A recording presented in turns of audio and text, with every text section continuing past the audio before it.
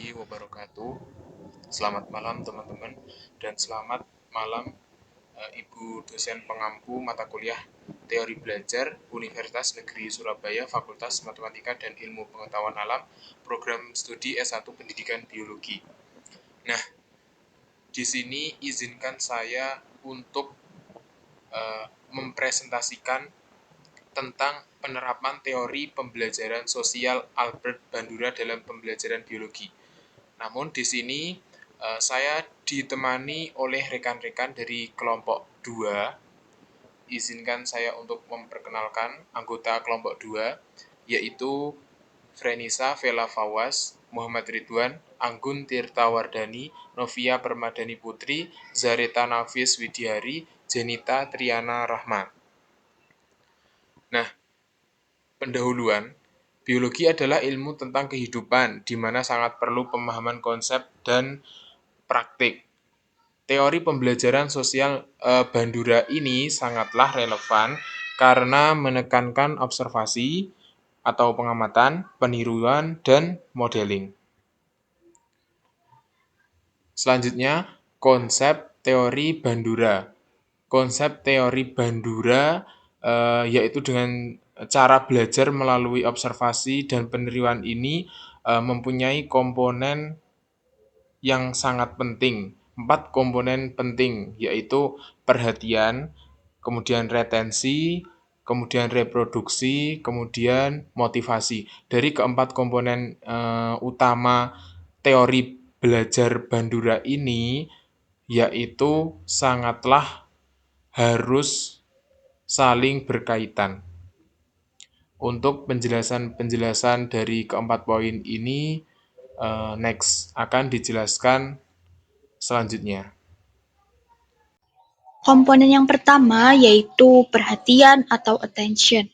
Perhatian atau attention ini adalah pengamat menaruh perhatian terhadap peristiwa yang relevan sehingga peristiwa menjadi bermakna. Seseorang harus menaruh perhatian atau atensi agar dapat belajar melalui pengamatan. Contohnya yaitu ketika guru menarik perhatian siswa dengan demonstrasi eksperimen agar siswanya lebih memahami mengenai eksperimen tersebut. Yang kedua yaitu video animasi proses biologis, dan yang ketiga yaitu alat peraga dan gambar menarik. Selanjutnya yaitu retensi atau penyimpanan retention. Proses kedua ini merupakan proses yang memerlukan pengorganisasian kognitif, latihan, pengodean, dan transformasi informasi yang dimodelkan untuk disimpan dalam memori atau ingatan seseorang. Contohnya yaitu siswa mengingat dengan cara mencatat langkah eksperimen, membuat diagram atau sketsa proses, dan diskusi kelompok untuk memperkuat ingatan. Yang ketiga ada reproduksi. Pada tahap ini, siswa diberi kesempatan untuk mempraktikkan kembali pembelajaran yang sudah dipelajari. Yang pertama, menggunakan mikroskop secara langsung. Siswa menggunakan mikroskop secara langsung untuk melihat objek yang nyata. 2. Melakukan eksperimen fotosintesis atau respirasi. Melakukan eksperimen fotosintesis atau respirasi untuk membuktikan konsep yang sudah dijelaskan. Yang ketiga, menyajikan hasil pengamatan di depan kelas. Menyajikan hasil pengamatan di depan kelas sebagai bentuk latihan komunikasi ilmiah. Tahap ini membantu siswa memperkuat pemahaman dengan cara praktik langsung, bukan hanya sekedar teori. Yang selanjutnya ada motivasi. Guru memberikan penguatan positif untuk meningkatkan semangat belajar siswa. Bentuk motivasinya bisa berupa 1. Pujian, sebagai penghargaan yang sederhana. 2. Nilai tambahan, untuk mendorong siswa lebih aktif ke depannya. Yang ketiga, sertifikat mini atau pengakuan kelompok terbaik, agar siswa merasa usaha mereka dihargai. Tahap ini penting karena motivasi akan membuat siswa lebih antusias, percaya diri, dan siap menghadapi pembelajaran berikutnya. Strategi penerapan di kelas biologi. Yang pertama, modeling guru dengan cara demonstrasi eksperimen. Yang kedua, peer modeling, yaitu siswa memperagakan ulang. Yang ketiga, media visual, yaitu guru menampilkan video, gambar, dan juga animasi. Yang keempat, simulasi dan role play, yaitu guru menggunakan organ tubuh dalam menjelaskan. Yang kelima, penguatan positif, guru memberikan reward untuk siswa. Manfaat penerapan yang pertama memudahkan pemahaman konsep abstrak, yang kedua mengasah keterampilan psikomotorik, yang ketiga meningkatkan partisipasi siswa, yang terakhir menumbuhkan kerjasama dan motivasi belajar. Di sini saya akan menjelaskan tentang materi contoh kasus nyata dari penerapan teori pembelajaran sosial Albert Bandura dalam pembelajaran biologi. Jadi, contoh kasus nyata penerapan teori pembelajaran sosial Albert Bandura dalam pembelajaran biologi itu seperti seorang guru yang menjelaskan materi sistem peredaran darah, lalu guru tersebut menunjukkan sebuah video simulasi peredaran darah di tubuh. Setelah guru menunjukkan sebuah video simulasi tersebut, guru memerintahkan para siswa untuk membuat model jantung sederhana dan pembuluh darah dari gabus atau kardus ataupun pipa yang menyerupai gambar jantung ataupun pembuluh darah. Kemudian, guru memerintahkan semua para siswa untuk membentuk beberapa kelompok untuk tugas mempresentasikan hasil dari tugas membuat cara kerja model sistem peredaran darah. Terakhir, setelah selesai presentasi, seorang guru memberikan feedback atau penghargaan untuk kelompok yang berhasil menjelaskan materi dengan runtut, jelas, dan baik. Sedangkan untuk kelompok yang cukup baik bisa mencontoh kelompok yang mendapat reward agar kedepannya bisa mempresentasikan dengan jauh lebih baik. Terima kasih. Selanjutnya yaitu tentang rancangan pembelajaran melalui pengamatan dan analisis 4 fase di dalamnya yang terdapat pada teori Bandura. Yang pertama fase perhatian. Nah, fase perhatian ini siswa akan memberikan perhatian kepada apa yang dibawa oleh seorang guru, yaitu mengenai 3 dimensi model tentang bentuk jantung dan pembuluh darah. Kemudian model visual dan konkret ini jauh lebih menarik dan mudah dipahami daripada sekedar penjelasan lisan atau gambar 2 dimensi. Yang membantu siswa lebih fokus pada detail-detail penting dari materi sistem peredaran darah.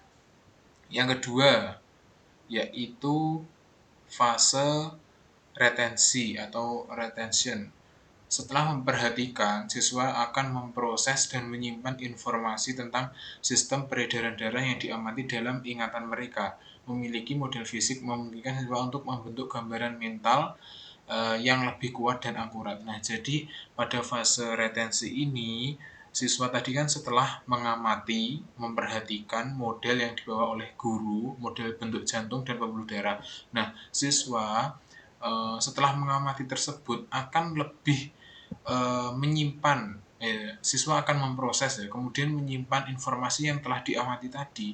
Jadi pada fase ini mereka itu membentuk gambaran yang lebih kuat untuk mengingat-ingat daripada bentuk model jantung dan pembuluh darah. Kemudian yang ketiga yaitu fase reproduksi atau reproduction.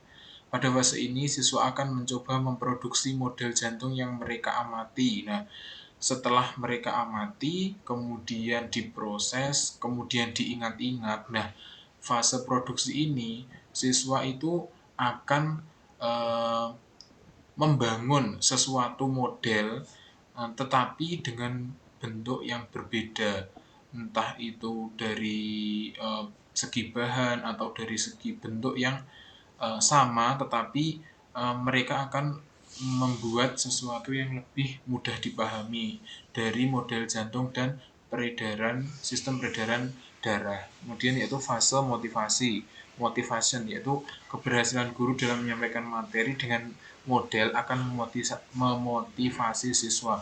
Nah, jadi tadi seorang guru itu membawa model jantung, bentuk jantung dan sistem peredaran darah manusia. Nah, dengan kita membawa seperti itu, siswa itu akan termotivasi. Oh, ternyata model jantung itu bisa toh digambarkan, dibuat model seperti ini. Akhirnya mereka akan terdorong untuk terus belajar mengenai hal yang telah disampaikan, yaitu model jantung dan sistem peredaran manusia. Nah, jadi kesimpulan dari teori Bandura ini yaitu untuk pembelajaran biologi khususnya, yaitu menggabungkan materi observasi, praktik, dan motivasi. Jadi sehingga membuat pembelajaran lebih aktif, menarik, dan bermakna. Materi observasi yaitu melalui pengamatan, kemudian praktik yaitu dengan cara memproses, kemudian membuat model sendiri. Nah, kemudian dari model yang telah dibuat tersebut itu memotivasi peserta didik sehingga membuat pembelajaran itu lebih aktif dari segi murid, kemudian menarik juga dan bermakna, yaitu maknanya jantung itu ternyata juga bisa dibuat model untuk bisa mempermudah memahami materi tersebut. Kemudian terima kasih, cukup sekian dari kelompok 2. Baik, di sini saya akan menjelaskan tentang kesimpulannya. Teori Bandura efektif untuk pembelajaran biologi karena menggabungkan materi observasi, praktik, dan motivasi sehingga membuat pembelajaran itu lebih aktif, lebih menarik, dan lebih bermakna. Dengan demikian, penggabungan observasi, praktik, dan motivasi dalam kerangka teori Bandura menciptakan lingkungan belajar yang dinamis dan berpusat pada siswa. Pembelajaran tidak lagi sekedar transfer informasi satu arah, melainkan proses aktif yang memungkinkan siswa untuk mengalami, meneliti, dan akhirnya memahami dunia biologi dengan cara yang lebih mendalam dan pribadi. Baik, begitu saja tentang kesimpulan teori Bandura terkait pembelajaran biologi. Terima kasih.